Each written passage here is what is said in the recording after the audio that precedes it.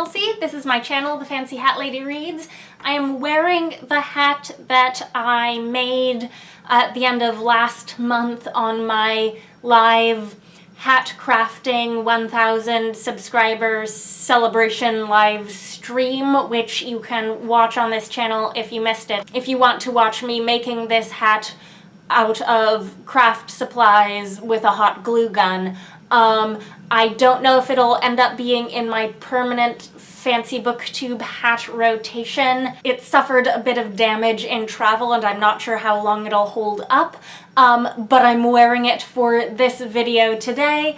And this is a video topic that I am stealing from Jocelyn at Yogi with a Book, because she did this video topic recently and I was like, I should do that, I'm stealing that. And her video was basically authors she felt like she really should read but hadn't read yet. I'll link her video so you can see what authors were on her list, but I definitely had this reaction of, oh, I have these authors too. Authors whose work has been on my radar for so long. In some cases, I've felt sort of booktube social pressure to read their books for a long time. Some of them I own many of their books, some of them I don't, but basically I feel like it's been way too long that I've been meaning to read these authors' books, and I still haven't yet.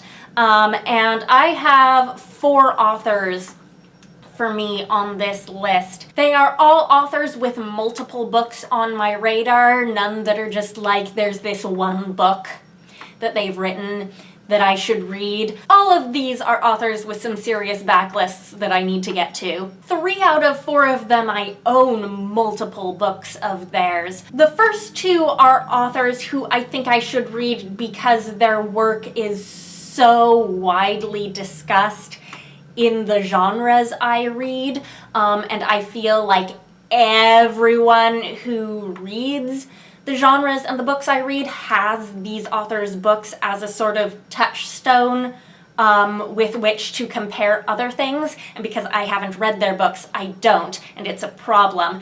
And then the second 2 are going to be authors whose work I think really specifically interests me, and I'm hoarding their books, and I think I'm really going to love them. So the first author I have on this list is one of the former, an author whose works are modern classics, an author whose work has gone through multiple resurgences of popularity and discussion just in the last couple years or so. And this is the author on this list whose books I don't even own. I'm planning on getting them from the library. And that's Margaret Atwood. I have never read anything by Margaret Atwood, and it is embarrassing to the point where it's becoming intimidating for me. Like, I'm intimidated to pick up The Handmaid's Tale just because it's such an important book, and then I'm going to have opinions on it and talk about them. The Handmaid's Tale is not the only Margaret Atwood book that is on my radar that I think I should probably read, but it is the one that I'm planning on reading first because it is so central to a lot of discussions about dystopian feminist literature. And it has gone through several, cycles of popular discussion and revisiting in the zeitgeist since I've been on BookTube. Since I've been on BookTube, there was the TV show, and then there was a second season of the TV show, and then there's now this sequel novel that's been published. And it's just impossible to avoid discussions about this book, and I haven't read it. So Margaret Atwood is number 1 on the list, definitely.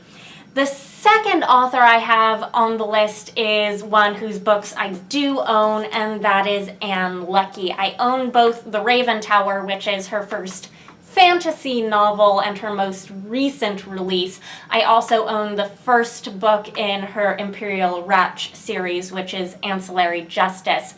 I've been avoiding kind of dancing around the sort of necessity of reading Ancillary Justice for several years now because I really don't gravitate towards military sci-fi, but the discussions that I've heard surrounding that series are so interesting to me that I do want to read them. And then I have also seen Anne Leckie at a number of book events on panels and such, and I've just been really impressed with her as a panel participant and a panel moderator. And I just want to read her books to get like deeper inside of her brain. But I have said a couple of times that I might actually start with The Raven Tower because this is a standalone fantasy novel, which is way more my type of thing. I am more of a fantasy than a sci-fi reader, and I do really, really love standalones.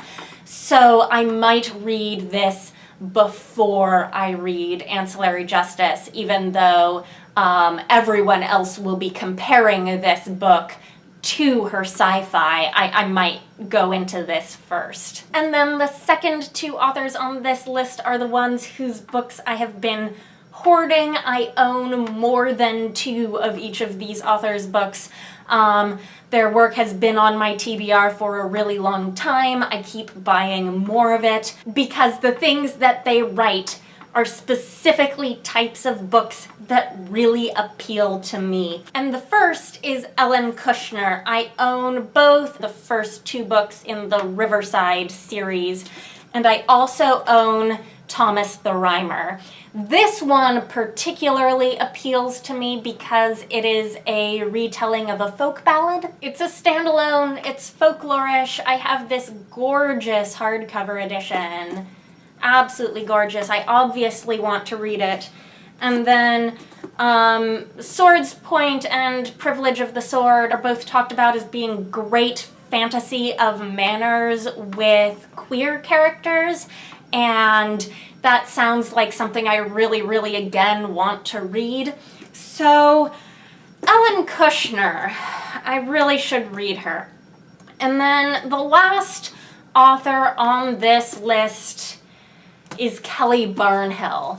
Now, I have several of Kelly Barnhill's. I think I have 3 of Kelly Barnhill's middle grade novels. This one, The Witch's Boy, is the first one I purchased, but I also have The Girl Who Drank the Moon and Iron-Hearted Violet. These all seem to be like vaguely fairy tale-ish middle grade novels, just the sort of middle grade that I think I will really like. And then she also has a short story collection, Dreadful Young Ladies and Other Stories. And this one is not middle grade, but it's one of the short story collections that I have on my shelves that I am most excited to read. Leah Cooper reviewed this. She absolutely loved it. I think I will too. So I really don't know whether I'm going to start with one of her middle grade books first, or if I'm going to read the story collection first, which kind of has me most excited. I don't know, I just don't know, but I have 4 Kelly Barnhill books on my shelves and I haven't read any of them. So there you have it. That's my list for now of authors I really need to read but haven't yet. Do you feel like you have authors on your TBR who are like this for you?